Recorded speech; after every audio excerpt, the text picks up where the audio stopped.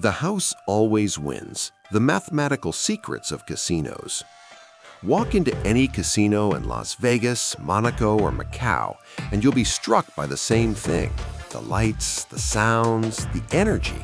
Everything is designed to make you feel like you're on the verge of something big. But here's what they don't tell you at the door. Every single game, every spin, every card dealt is mathematically rigged against you. Not in an illegal way, not through cheating, but through something far more elegant and unstoppable. Pure mathematics. Today, we're going behind the velvet ropes to understand exactly how casinos make billions of dollars every year and why no matter how lucky you feel, the house always wins. This isn't about luck. This is about numbers, probability, and a mathematical advantage so small you barely notice it, but so powerful it built the Las Vegas Strip. Let's start with a simple question. If casinos always win, why do people keep playing? The answer is deceptively simple. Casinos don't win every time. You win sometimes. Your friend wins sometimes. Someone at the next table just hit a jackpot. But here's the trick. Casinos don't need to win every time. They just need to win more often than you do. And mathematics guarantees they will. This concept is called the house edge. It's a small percentage advantage built into every single game. It might be 1%, 5%, sometimes even less. But over thousands and thousands of bets, that tiny edge compounds into guaranteed profit. Think of it like this. Imagine flipping a coin, but instead of being 50-50, it's 49% heads, 51% tails. If we flip it 10 times, you might get lucky and see more heads, but flip it 1,000,000 times and tails will dominate. Casinos flip the coin millions of times every single day. Let's look at Roulette, one of the most iconic casino games. A European roulette wheel has 37 pockets, numbers 1 through 36, and a single zero. If you bet on red, there are 18 red numbers, so your odds should be 18 out of 37, right? That's about 48.6%, not quite 50-50. That missing 1.4%, that's the house edge. That single green zero is the casino's profit margin. Now here's where it gets interesting. In American roulette, there are 2 green zeros, 0 and double zero. Suddenly, your odds of winning on red drop to 18 out of 38. That's 47.4%. The house edge just jumped to 5.3%. Same game, same rules, but the casino doubled its mathematical advantage just by adding 1 extra pocket. Over a night of play, over a year of operation, that difference is worth millions. But let's say you're smart. You think, I'll just bet on a single number. The payout is 35-1. If I win, I'll make a fortune. Here's the problem. There are 37 numbers on a European wheel.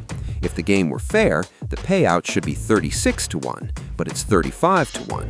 Every time you win, the casino is underpaying you by 1 unit. And every time you lose, which is 36 times out of 37, they keep everything. That missing unit is pure profit, guaranteed by the mathematics of the game. Now let's talk about slot machines, the real moneymakers of any casino. Slots generate more revenue than all table games combined.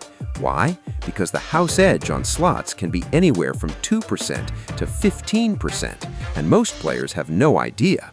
Unlike roulette or blackjack, where you can see the cards or the wheel, slot machines are controlled by something called a random number generator, a computer chip that cycles through thousands of number combinations every second. Here's how it works. Let's say a slot machine has 3 reels, and each reel has 20 symbols. The number of possible combinations is 20 times 20 times 20. That's 8,000 combinations. Now the casino programs the machine so that only certain number of those combinations pay out, and only specific combinations hit the jackpot. They might set it so that the jackpot combination appears once in every 10,000 spins, but the payout for that jackpot might only be 5,000 coins. See the problem? The odds are 10,000-1, but the payout is 5,000-1. The casino is mathematically guaranteed to profit. But what makes slots even more insidious is something called near misses. You've seen this. The reels spin and two jackpot symbols line up, and the third one stops just one position away. It feels like you almost won. Your brain releases dopamine, the same chemical associated with actual winning. But here's the truth. That near miss was not close. It was programmed. The random number generator already decided you lost the moment you pressed the button. The spinning reels are just theater. That near miss is psychological manipulation disguised as chance. Now let's move to Blackjack, often called the game with the best odds for players. And it's true. If you play perfectly using what's called basic strategy, the house edge in Blackjack can be as low as 0.5%. That's the smallest edge in the entire casino. So does that mean you can beat the house? Not quite. That 0.5% still means that for every $100 you bet, you'll lose 50 cents on average. And most people don't play perfectly. They make mistakes. They hit when they should stand. They split when they shouldn't.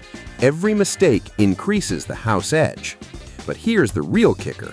Even if you play perfectly, even if you count cards and know exactly when the deck is in your favor, the casino has countermeasures.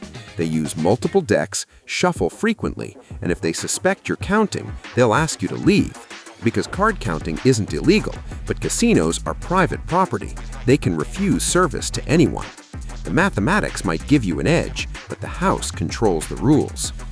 Let's talk about craps, one of the most exciting games in the casino. The table is loud, people are cheering, dice are flying. It feels like pure chaos. But beneath that chaos is a rigid mathematical structure. The most common bet in craps is the pass line. You're betting that the shooter will roll a 7 or 11 on the come-out roll, or that they'll establish a point and roll that point before rolling a 7. The house edge on a pass line bet is 1.4%. Not bad, right? But here's what most players don't know. There's a bet called the odds bet, which has 0 house edge, literally 0. It's the only bet in the entire casino with no mathematical advantage for the house. So why don't casinos advertise it? Because you can only make an odds bet after you've made a pass line bet, and the pass line bet has that 1.4% edge. The casino gives you a fair bet, but only after you've paid the entry fee with an unfair one. Then there are sucker bets, proposition bets in craps, betting on a specific combination of dice.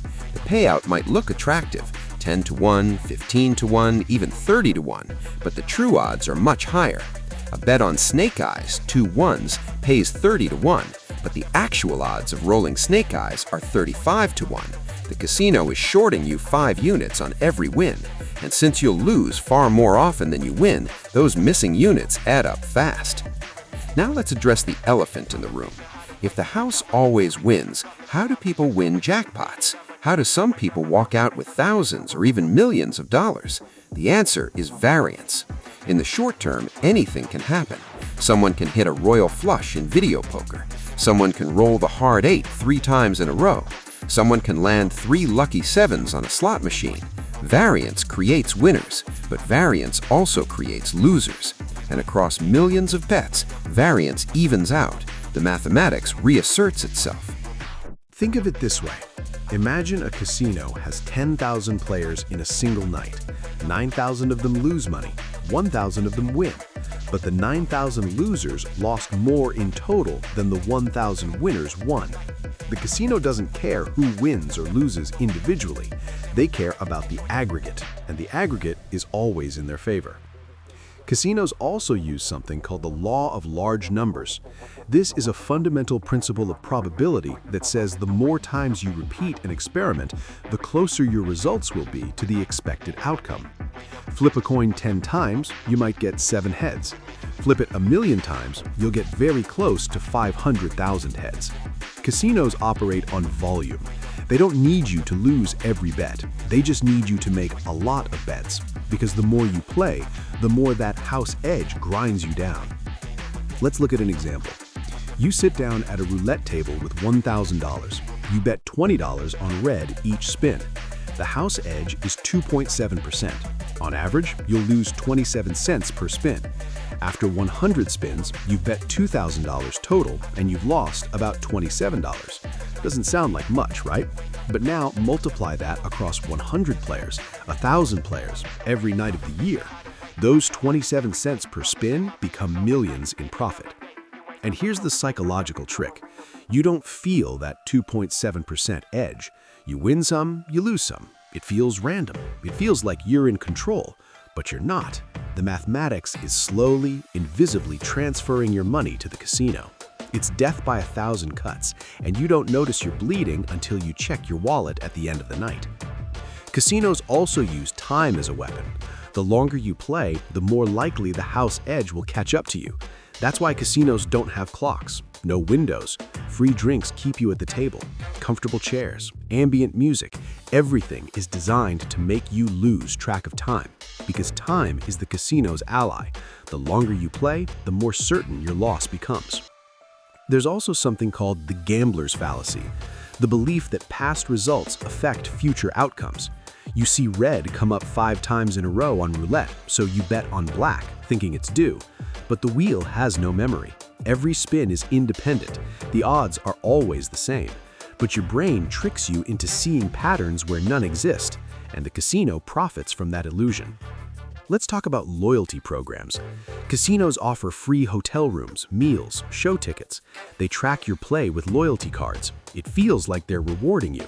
But here's the reality. Those rewards are calculated based on your expected losses. If you're playing a game with a 5% house edge and you bet $10,000 over a weekend, the casino expects to make $500 from you. They'll give you $200 worth of perks and still profit $300. You feel valued. They're just managing their margins. Another game worth examining is Baccarat, especially popular in Asian markets. Baccarat has one of the lowest house edges in the casino. Betting on the banker has a house edge of just 1.06%. Betting on the player is 1.24%. Sounds great, right? But here's the catch. Baccarat is often played with massive bets, high rollers wagering hundreds of thousands per hand. That 1% edge on $1 million bet is $10,000 per hand. Casinos make more money from Baccarat than almost any other game, not because the edge is high, but because the stakes are enormous. Then there's poker, which is different from every other casino game. In poker, you're not playing against the house, you're playing against other players. The casino makes money by taking a rake, a small percentage of each pot, usually 5 to 10%.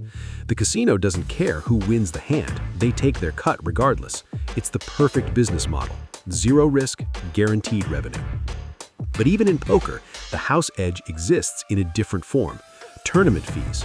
You pay $100 to enter a tournament, but $90 goes to the prize pool and $10 goes to the house. That 10% is the casino's edge. You're competing with other players for the $90, but the house already took its profit before the first card was dealt. Casinos also benefit from something called the house advantage on progressive jackpots. These are the slot machines with the massive, ever-growing jackpots, millions of dollars displayed on a digital screen. It's incredibly tempting, but the casino funds that jackpot by taking a larger percentage of every bet. The house edge on progressive slots can be 10 or higher. You're paying for the dream of the big win, and the casino is charging you handsomely for that dream. Now, some people think they can beat the system with betting strategies. The martingale system is the most famous. You double your bet after every loss, so when you eventually win, you recover all previous losses plus a profit. Sounds foolproof, right? It's not. First, you'll hit the table limit. Most tables have a maximum bet, so you can't keep doubling forever. Second, even if there's no limit, you'll run out of money. A losing streak of 10 hands, starting with a $5 bet, requires a bet of $5,120 on the 11th hand, and losing streaks of 10 or more happen all the time. The house edge is not a flaw in the system, it is the system. Every flashing light, every free drink, every complimentary hotel room is paid for by that mathematical advantage. Casinos are not in the business of gambling, they're in the business of mathematics, and the mathematics always wins. Not sometimes, not usually, always. The only question is how long it takes. So the next time you're standing in front of a roulette wheel, or pulling the lever on a slot machine, or going all in on a poker hand, remember this: the game is designed with precision. The odds are calculated to the decimal point. The house edge is invisible but omnipresent. You might win tonight, you might even win big, but if you keep playing, eventually, inevitably, the mathematics will catch up. Because in the long run, the house doesn't just usually win. Thanks for watching. See you in the next video. Don't forget to like and subscribe. Have a great day.